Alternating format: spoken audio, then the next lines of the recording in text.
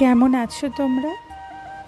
জানো তো, বাড়ির সাধারণ রান্নার মধ্যেও যে কতটা স্বাদ আর শান্তি লুকানো থাকে, তার একদম জলজ্যান্ত উদাহরণ হলো এই তিতর ডাল। এই গরমে তিতর ডাল না হলে যেন হয়ই না।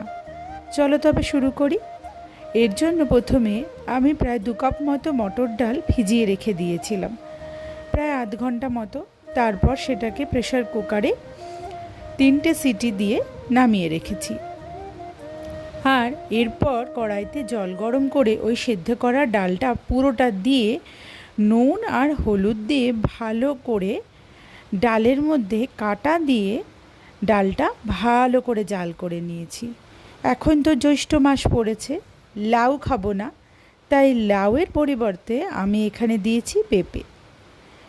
পেঁপেগুলোকে লম্বা লম্বা করে কেটে নিয়েছি, তোমরা যে যেরকমভাবে কাটতে চাও। আর উচ্ছে কেটে নিয়েছি একটু মোটা মোটা করে।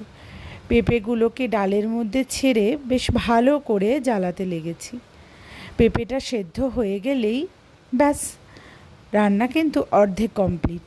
তারপর কড়াইতে তেল দিয়ে উচ্ছে কটা ভেজে সরিয়ে রেখেছি।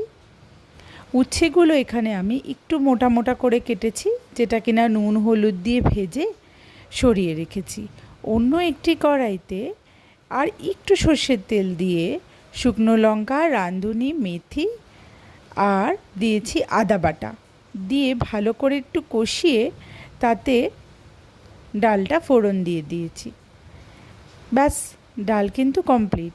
উচ্ছে ভাজা, নুন, মিষ্টি আর নামানোর আগে সামান্য একটু ঘি, এটা চাইলে তোমরা স্কিপও করে দিতে পারো। দিলেই রেডি আমাদের তিতর ডাল। এই গরমকালে তিতর ডাল হলে কিন্তু এক ভাত খাওয়াই হয়ে যায়। তোমরা বাড়িতে অবশ্যই করো, আর আমাকে কিন্তু কমেন্টে জানিও যে কেমন লাগলো।